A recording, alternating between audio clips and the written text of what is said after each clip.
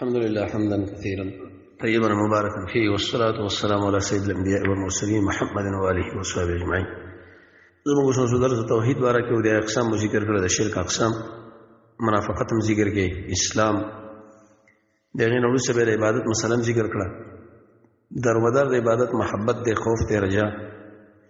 تعویذونو کنجو کو باره کې خبر ونن د تبرک باره کې دا تبرک په لغت کې ویل شي کثرت الشی د یو شي زیاتېدل او ثبوت.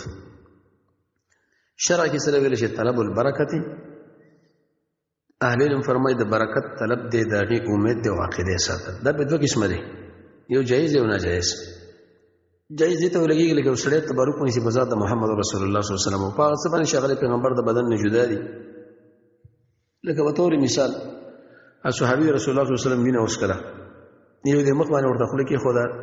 ویې مچ هغه تېره کړه، ویې زما وینه چا سره وځي چې الله جهنم نه بوسي. بل اخکره چې لګوله دا د صبح ملګرو لاندې نه پرېښود، هغوی دا ولې وی د الله او د رسول سره مو مینه ده. وی درې کاره نور هم کوئ، د وعدې پابندي کوئ، د امانت لحاظ ساتئ، رښتیا وایئ. دې باندې د الله مینه راځي، په قرآن راځي، په ذکر راځي، په مانځه راځي، د الله په نومونو راځي، د خپل زړه د الله په وړاندې د قیدونو باندې تړلو باندې راځي، الله له وخت ورکولو باندې راځي، د رسول الله صلی الله علیه وسلم په اتباع باندې د الله لپاره دوستي دشمني، خپل نظر په قرآن کې بندول، غمګین اواز باندې قرآن ویل، قیام اللیل کول، د دشمن مقابله کې سببندي کول، هغه کارونه کول چې مخکې ته یحب راغلی دی. او د دې سره سره د وعدې پابندي، د امانت لحاظ، دروغ نه ځان ساتل. دا د محمد رسول الله صلی الله علیه وسلم د حیات پورې خاص ده. د هغه د ژوند د ابوبکر د اودس مو بهرس طریقه باندې خلکو استعمال کړي دي، د عمر نه استعمال کړي، د پیر شب نشي استعمالېدلی چې د پیر ناسته کړي، د پیر اودس بدوتګیري وختې دي. دویم تبرک دی په څه قولونو فعلونو باندې خو چې جایز وي. بنده چې کله کار وکړي الله عز وجل په هغې کې خیر او برکت اچوي، لکه قرآن ولوله دا هم جایز دی، ذکر د رب العالمین وکړه. خو ابن قیم لیکي توحید عقیده به دي، سنت تابعداري به وي، اخلاص به پکې، فهم د معنا او د علم حلقولو ورځه. ځکه حدیث کې راځي چې کله سړی عالم وي، یعنې قرآن درس کې بند شي، که بل طرف مسلمانان څومره عمل کې په ټولو کې برخلاف قرآن والا له ملائک دعاګانې غواړي، مرغانې غواړي، مایانې غواړي، میږي غواړي. دریم تبرک په هغه امکنو باندې چې الله پکې برکت اچوي، لکه جوماتونه مکه، مدینه، شام. نو مقصود په تبرک باندې په دې مکانونو کې چې د خیر فعل دی، تعبد به الله لپاره کوي په جایز کارونو باندې، دا نه چې هغې دیوالونه مسه کوه، ستنې مسه کوه، مشي کوې. څلورم قسم تبرک دی په زمانو باندې چې هغه هم خاص کړي الله عز وجل، لکه میاشت د رمضان کې عبادت دی، د 10 ذوالحجې دی، د شپې قدر ده، د شپې په آخر حصه کې راکته کېدل دي. دلته تبرک دې ته ویل کېږي چې انسان د خیر کارونه کوي، بندګي به کوي د رب العالمین په جایز اعمالو. پنځم تبرک دی په طعامونو باندې خو چې الله عز وجل په هغې کې برکت اچوي، لکه د زیتون تیل، عسل، شاد، شودو، حبة السوداء، د زمزم او ماء زمزم لما شرب. د حبة السوداء باره کې چې لمر نه راپدې خو ټول مرضونو دپاره علاج دی. دا جایز اقسام وو څلور. پنځه دویم قسم تبرک دی په هغه دویم هغه منع تبرک چې دی، لکه په طور مثال بعضې وخت کې سړی د یو ځای پورې ځان دیوال پورې سولوي او د هغې کړکۍ ښکلوي، ستنې ښکلوي، په هغې باندې استشفا کوي، لکه تبرک برکت حاصلول د نیکانو په قبرونو باندې. یا په طور مثال یو ځای تاریخي ځای دی چې دې ځای کې هغه ناسته کړې ده، لکه رسول الله صلی الله علیه وسلم غار حرا، غار ثور، صحابو دا کار نه دی کړی، موږ یې هم نه کوو. دویم تبرک ممنوعه په زمانې پورې دی. دې څه معنا بعضې کارونه چې غیر جایز خلک وکړي، لکه بدعي عبادت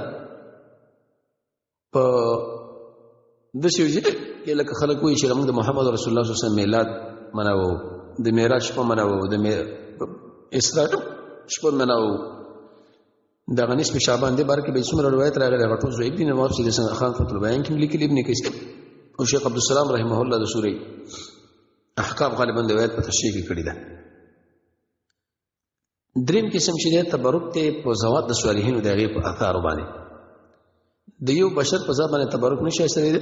مګر په ذات د محمد رسول الله صلی الله علیه وسلم، او دا د هغه پورې خاص د هغه په شون کې. خو په دې کې څو قیدي ځان سره یاد ساتي چې زیات تحقیق شیخ عبدالسلام رحمه الله کړی په تنشید الاذهان کې. تبرک عبادت دی، وصل په عبادت کې چې دی بس مولانا صاحب منع توقف دی،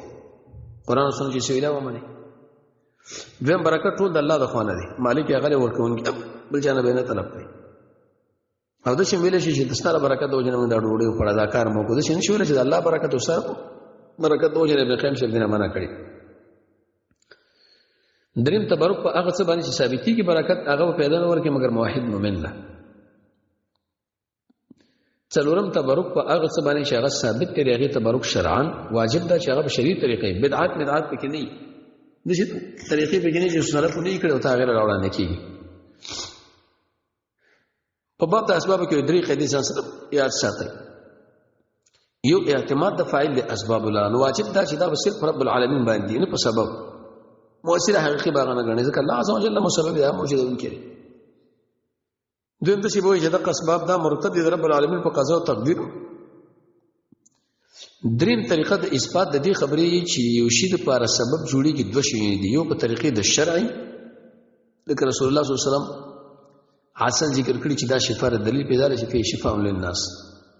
دویم په طریقه تجربه سره لکه اور سبب د سوزو دي لیکن اهل ملک دي چې لابد فی طریقه التجربه